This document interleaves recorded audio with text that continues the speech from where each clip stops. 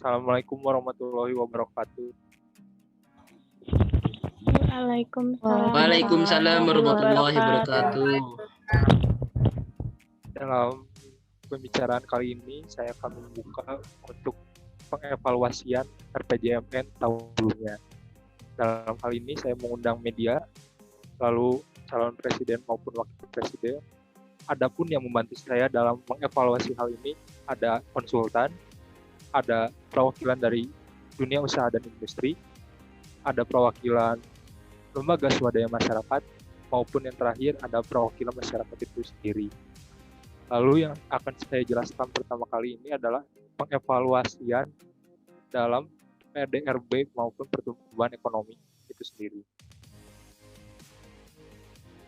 Lalu mengenai pertumbuhan ekonomi dan PDB per kapita Indonesia pada tahun 2015 dan 2019 tercatat ada pada grafik di atas. Nah, lalu di situ saya akan jelaskan mengenai hal tersebut. Adanya investasi telah menjadi salah satu yang faktor pendorong pertumbuhan ekonomi Indonesia. Hal tersebut adanya realisasi PMA maupun PMDN mengalami pertumbuhan yang sangat tinggi selama 5 tahun terakhir. Pada periode tahun 2015 sampai 2019, total realisasi PM dan PMDN tercatat sebesar 1,3 triliun, lalu yang terdiri dari PMDN sebesar 394 triliun maupun adanya PMA sebesar 927 triliun. Hal ini setelah saya selesaikan, lalu saya akan berikan waktunya kepada konsultan untuk memberikan penjelasan evaluasi mengenai capaian infrastruktur. Konsultan, saya persilahkan. Baik, dari tabel berikut dapat digambarkan bahwa pembangunan infrastruktur di Indonesia diarahkan pada upaya peningkatan daya saing dan akses masyarakat terhadap infrastruktur dasar. Daya saing infrastruktur dasar pada tahun 2015 bila dibandingkan dengan tahun 2011 mengalami penurunan. Namun, pada tahun 2019, daya saing infrastruktur Indonesia kembali meningkat. Peningkatan daya saing infrastruktur itu terutama didorong oleh peningkatan sektor telekomunikasi dan transportasi. Perkembangan sektor telekomunikasi dapat digambarkan dengan meningkatnya penetrasi akses telekomunikasi sebesar 127,03% pada tahun 2018. Sementara pada sektor transportasi mengalami perbaikan sebagai hasil pembangunan konektivitas yang memberikan dampak positif dalam meningkatkan kondisi mantap jalan nasional. Terima kasih. Baik, terima kasih untuk konsultan. Lalu selanjutnya akan saya persilakan kepada dunia usaha dan industri. Dalam waktunya saya persilahkan untuk menjelaskan pemaparan. Baik, di sini kinerja ekspor non-migas pada periode tahun 2016 sampai dengan 2019 cukup berfluktuasi setelah mengalami pertumbuhan 29% pada tahun 2017 pasca pulihnya krisis keuangan di Amerika Serikat. Ekspor non-migas Indonesia mengalami sedikit perlambatan akibat melemahnya permintaan dunia terhadap ekspor dari negara-negara berkembang, termasuk Indonesia. Dengan perkembangan ini, neraca perdagangan Indonesia mengalami surplus dalam periode tahun 2015 sampai dengan 2017 dan defisit sejak tahun 2018. Pada tahun 2019, neraca perdagangan non-migas surplus sebesar 8,6 miliar US dollar yang meningkat dari 3,9 miliar US dollar tahun 2018. Sebaliknya, neraca perdagangan migas mengalami defisit sebesar 4,1 miliar US dollar yang lebih besar dari defisit 1, miliar pada tahun 2018. Pembangunan ketenagakerjaan dalam kurun waktu 2015 sampai 2019 secara umum telah menunjukkan hasil yang cukup baik.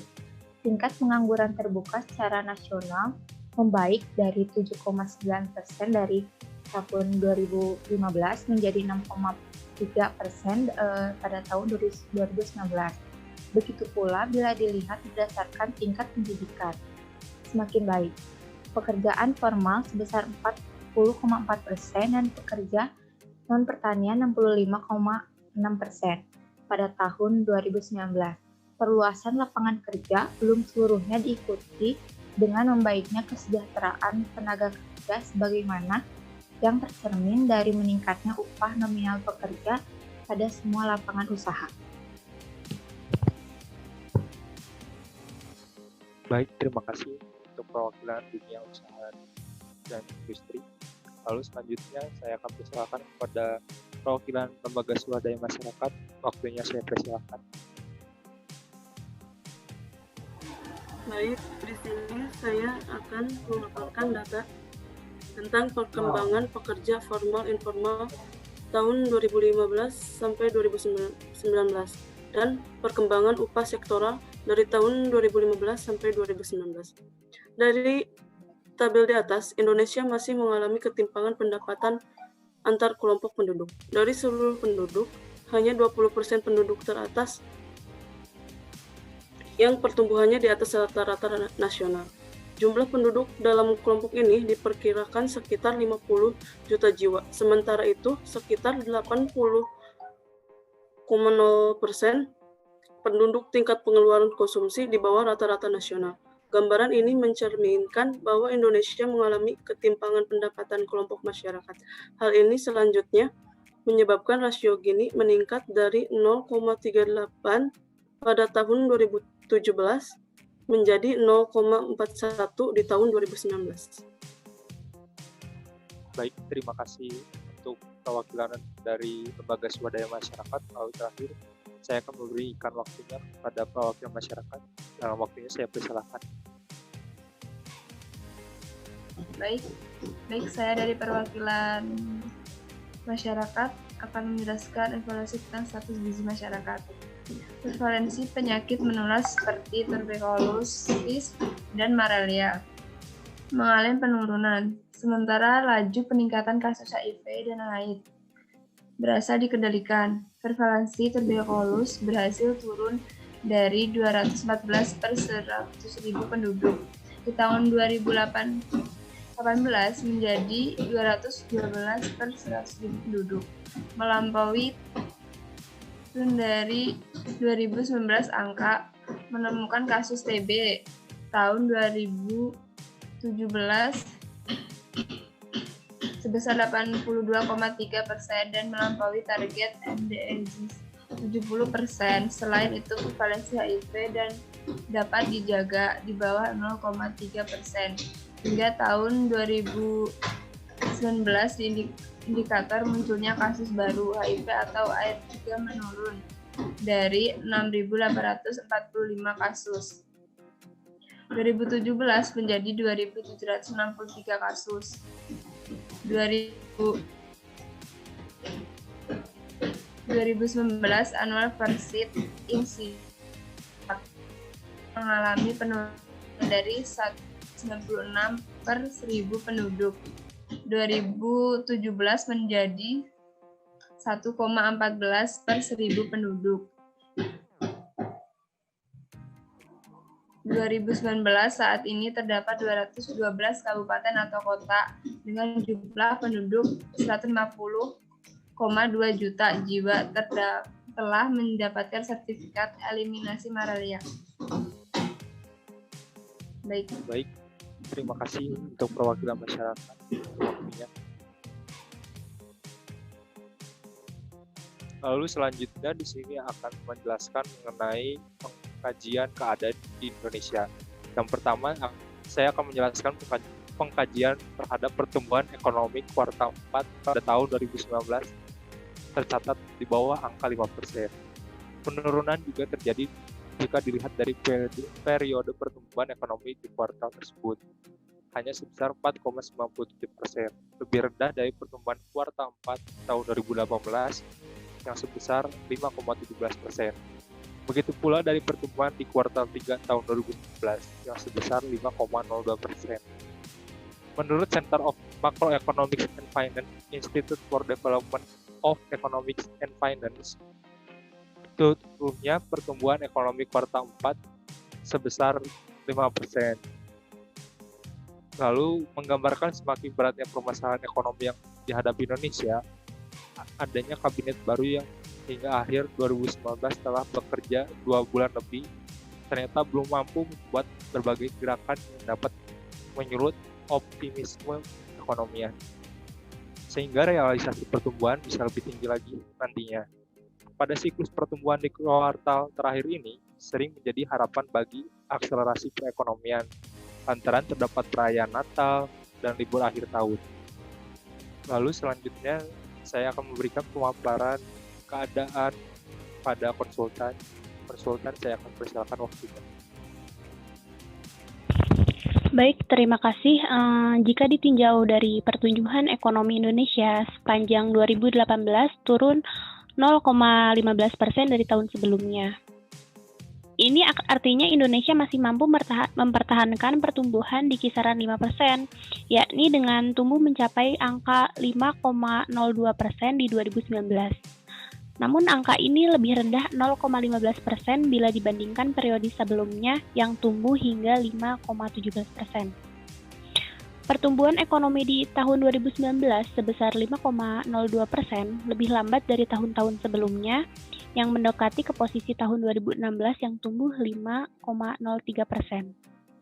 Meskipun demikian, untuk bertahan di angka 5% pada situasi global yang cenderung mengalami penurunan ini tidaklah mudah. Angka ini sudah cukup baik untuk pertumbuhan ekonomi Indonesia tahun 2019. Mempertahankan 5% di situasi sekarang tidaklah gampang dengan situasi global yang menunjukkan pelemahan. Ini cukup baik. Terima kasih. Selanjutnya akan dilanjutkan kepada dunia industri dan dunia bisnis. Waktu dan tempatnya dipersilahkan. Ya, terima kasih. Untuk selanjutnya ada perlambatan 4 negara mitra dagang juga termasuk ke dalam penurunan dari pertumbuhan ekonomi. Di sini BPS mencatat bahwa penurunan pertumbuhan ekonomi Indonesia tidak terlepas dari 4 negara mitra dagang utama yang perekonomiannya melambat di sepanjang 2019, yaitu ada Singapura, Cina, Korea Selatan, dan Amerika Serikat. Ini semua menunjukkan perekonomian global masih lemah dan belum stabil akibat lemahnya perdagangan global dan investasi. Lalu selanjutnya saya persilakan kepada Lembaga Swadaya Masyarakat. Oke, terima kasih. Di sini kami akan mengkaji tentang waspada perlambatan konsumsi rumah tangga. Menurut kami, dengan bukti pelemahan angka pertumbuhan pada sektor konsumsi rumah tangga, pemerintah perlu mewaspadai hal ini. Namun demikian dirinya enggan memastikan adanya pelemahan daya beli masyarakat. Kami juga menyampaikan pertumbuhan konsumsi rumah tangga cenderung terus mengalami penurunan bila dibandingkan kuartal sebelum-sebelumnya. Kuartal sebelumnya mencatat pertumbuhan 5,01%, begitu pula dengan periode tahun sebelumnya yang sebesar 5,08%. Kemudian, pertumbuhan penjualan wholesale sepeda motor terkontraksi sebesar negatif 5,06% dan mobil penumpang terkontraksi negatif 7,24%. Nilai transaksi uang elektronik, kartu debit, dan kartu kredit tumbuh sebesar 3,85%, jauh lebih rendah dari pertumbuhan kuartal 4 2018 yang tumbuh sebesar 13,81%. Secara rinci, pada komponen pertumbuhan konsumsi rumah tangga untuk kelompok makanan dan minuman, selain restoran tumbuh sebesar 5,08%, melambat dari kuartal 4 sebesar 5,9%. Jadi, banyak fenomena-fenomena yang menunjukkan perlambatan konsumsi rumah tangga, meskipun beberapa komponen mengalami peningkatan. Nah, di sini saya perwakilan dari masyarakat akan menjelaskan tentang perlambatan konsumsi rumah tangga. Perlambatan pertumbuhan ekonomi Indonesia ini pun diiringi dengan melambatnya pertumbuhan konsumsi rumah tangga yang menjadi penopang utama pertumbuhan. Konsumsi rumah tangga memberikan kontribusi 57,32% pada produk domestik bruto (PDB) Indonesia sebesar 15.833,9 triliun. Di kuartal 4 2019, konsumsi rumah tangga hanya mampu tumbuh sebesar 4,97%. Melambat dari periode yang sama di tahun 2018 yang mampu mencapai 5,08%. Jadi konsumsi rumah tangga kuartal 4 2019 memang tidak sekuat kuartal dan tahun sebelumnya. Baik, sudah saya lanjutkan ke media. Ya, terima kasih dari perwakilan masyarakat. Saya lanjutkan dari media. Dari data yang saya udah himpun, menurut Menteri Keuangan Sri Mulyani Indrawati menilai perlunya kewaspadaan perlambatan konsumsi dan investasi. Dan Menteri Keuangan sendiri pun mengakui perlu mewaspadai komponen pertumbuhan ekonomi yang mengalami pertumbuhan pada kuartal 4 2019. Konsumsi rumah tangga dan investasi pertumbuhannya melambat jadi di bawah 5%. Kuartal 4 2019 harus kita waspadai, konsumsi turun di bawah 5%, yaitu 4,97%, serta pertumbuhan investasi hanya 4%, jauh di bawah yang kita harapkan di sekitar 6%, ujar Menteri Keuangan Sri Mulyani.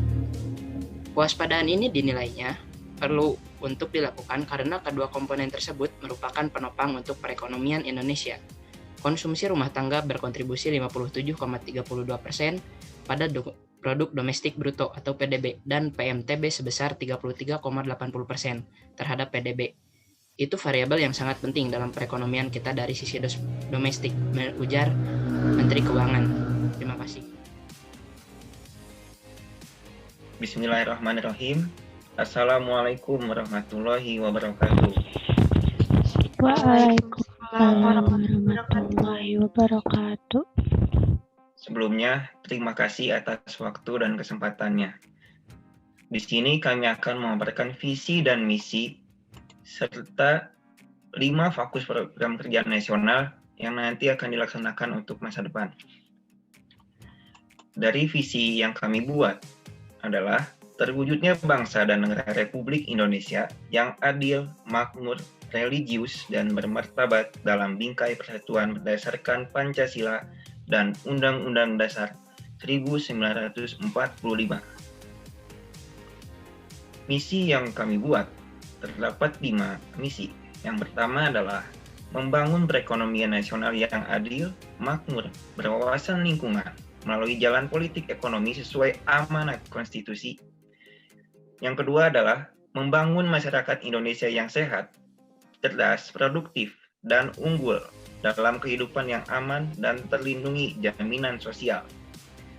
Yang ketiga, membangun keadilan dan HAM, memberantas korupsi, serta memperkuat persatuan bangsa melalui penegakan hukum dan jalan demokrasi yang berkualitas. Misi keempat yang kami buat adalah membangun sistem keselamatan, keamanan, dan pertahanan nasional untuk menjaga keutuhan NKRI dan melindungi segenap warga Indonesia baik di dalam maupun di luar negeri. Misi terakhir kami adalah membangun kembali dan memperkuat nilai-nilai luhur kepribadian bangsa yang beradab, religius, dan dirahmati Tuhan Yang Maha Esa. Baik, itu adalah visi misi yang kami buat. Selanjutnya adalah pemaparan 5 fokus program kerja nasional yang akan disampaikan oleh calon wakil presiden. Waktu dan tempat kami persilakan. Baik, terima kasih kepada Bapak calon presiden. Dari misi kami tersusun 5 fokus program kerja nasional, yaitu fokus yang pertama, ekonomi yang mengutamakan rakyat, adil, makmur, berkualitas, dan berwawasan lingkungan. Fokus yang kedua, yaitu peningkatan kualitas hidup dan kesejahteraan sosial.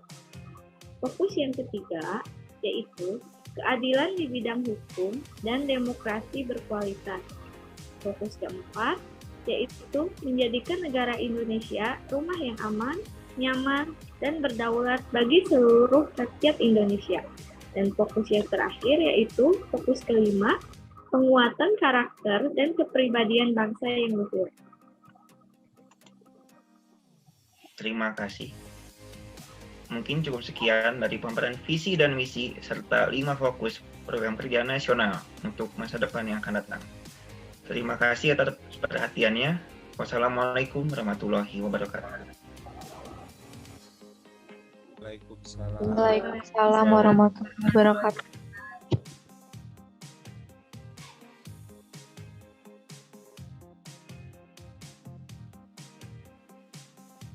Assalamualaikum warahmatullahi wabarakatuh.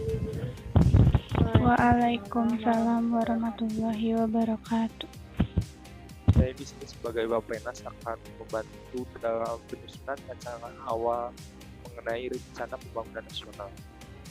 Lalu yang pertama, saya di sini akan membantukan adanya 4 pilar RPJMN tahun 2020 sampai 2024. 4 pilar RPJMN 4 tahun 2020 sampai 2024 ini terbagi menjadi 4 pilar. Yang pertama, ada pilar kelembagaan politik dan hukum yang mantap. Kedua, kesejahteraan masyarakat yang terus meningkat. Ketiga, struktur ekonomi yang semakin maju dan kokoh. Keempat, terwujudnya keanekaragaman hayati yang terjaga. Lalu selanjutnya ada tema dan agenda pembangunan di sini. Terwujudnya Indonesia maju yang berdaulat, mandiri, dan berkepribadian berlandaskan gotong royong. Dari hal tersebut menjadi 7 agenda pembangunan. Yang pertama, memperkuat ketahanan ekonomi untuk pertumbuhan yang berkualitas. Kedua, mengembangkan wilayah untuk mengurangi kesenjangan. Ketiga, meningkatkan sumber daya manusia yang berdaya saing. Keempat, evolusi mental dan pembangunan kebudayaan. Lalu selanjutnya, memperkuat infrastruktur untuk mendukung pengembangan ekonomi dan pelayanan dasar. Keenam, membangun lingkungan hidup, meningkatkan ketahanan, bencana, dan perubahan iklim.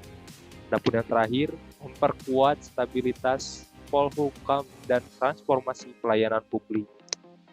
Setelah adanya 7 agenda tersebut, mengacu dari hasil yang telah ada sebelumnya, adanya capaian kerangka ekonomi makro pada tahun 2015 sampai 2018 untuk mengacu pada rancangan awal di sini.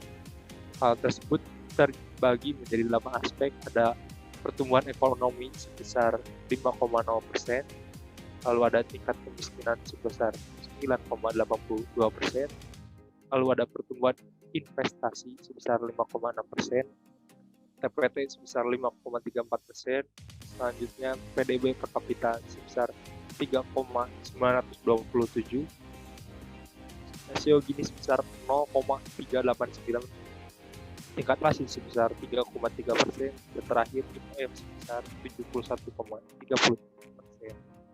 Baik, terima kasih. Selanjutnya, saya di sini akan memberikan waktu kepada Presiden dan Wakil Presiden untuk memaparkan proyek prioritas strategis pada RPJMN tahun 2020 sampai 2024. Waktunya saya persilakan. Baik, terima kasih atas waktunya. Kami selaku calon presiden dan calon wakil presiden akan memaparkan daftar proyek prioritas strategis RPJMN 2020 sampai 2024. Adapun yang pertama adalah membangun 8 destinasi pariwisata unggulan. Yang kedua, 9 kawasan industri di luar Jawa dan 31 smelter. Ketiga, membangun penguatan jaminan usaha serta 350 korporasi petani dan nelayan. Yang keempat, membangun industri 4.0 di 5 subsektor prioritas. Yang kelima, membangun infrastruktur TIK untuk mendukung transformasi digital. Yang keenam, membangun pendidikan dan pelatihan vokasi untuk industri 4.0. Yang ketujuh, kami akan membangun Science Technopark. Yang kedelapan, kami akan membangun jalan tol Trans Sumatera Aceh dan Lampung. Yang kesembilan, kami akan membangun kereta api cepat Pulau Jawa. Yang ke-10, kami akan membangun kereta api angkutan barang Makassar Parepare. Yang ke-11, kami akan membangun jaringan 7 pelabuhan utama terpadu. Yang ke-12, kami akan membangun 18 waduk multiguna. Yang ke-13, kami akan membangun pembangkit listrik 21.000 MW dan transmisi 37.000 km per second. Yang ke-14, kami akan membangun pembangunan energi terbarukan B100 berbasis kelapa sawit. Yang ke-15, kami akan membangun pembangunan 2 kilang baru. Dan yang ke-16, pipa gas bumi Trans Kalimantan. Baik, program selanjutnya akan dipaparkan oleh Wakil Presiden. Waktu dan tempat saya persilakan. Baik, terima kasih kepada Bapak Presiden. Saya akan melanjutkan memaparkan program-program yang sudah disebutkan. Yang ke-17, kami akan membangun integrasi pembangunan wilayah Batam, Bintan. Yang ke-18, kami akan membangun sistem angkutan umum massal perkotaan di 6 wilayah metropolitan. Yang ke-19, kami akan membangun pengembangan wilayah metropolitan. Yang ke-20, kami akan membangun pengembangan kota baru. Yang ke-21, kami akan membangun ibu kota negara atau IKN. Yang ke-22, kami akan membangun pengamanan pesisir 5 perkotaan Pantura Jawa. Yang ke-23, kami akan membangun pembentukan National Cyber Security Operation Center atau NSOC dan 121 Security Operation Center atau SOC dan Cyber Security Incident Response Team atau CSIRT. Yang ke-24, kami akan membangun infrastruktur jaringan gas kota untuk 4 juta sambungan rumah. Yang ke-25, kami akan membangun pemulihan 4 daerah aliran sungai kritis. Yang ke-26, kami akan membangun pemulihan pasca bencana. Yang ke-27, kami akan membangun pembangunan fasilitas pengolahan limbah B3. Yang ke-28, kami akan membangun penguatan sistem peringatan dini bencana. Yang ke-29, kami akan bercraft kreatif distrik di Maja, Rangkas Bitung, dan Karawang. Yang ke-30, kami akan membangun revitalisasi tambak di pantai utara Jawa dan Lampung. Dan yang terakhir yaitu yang ke-31, yaitu kami akan membangun integrasi pelabuhan perikanan dan fish market bertaraf internasional. Baik, terima kasih. Kami kembalikan lagi kepada Bapak Ibu. Baik, terima kasih untuk waktunya pada Bapak Presiden dan Ibu Wakil Presiden. Begitu mungkin pemaparan dari proyek prioritas strategis pada RPJMN tahun 2020 sampai 2024. Mungkin cukup sekian. Wassalamualaikum warahmatullahi wabarakatuh. Waalaikumsalam.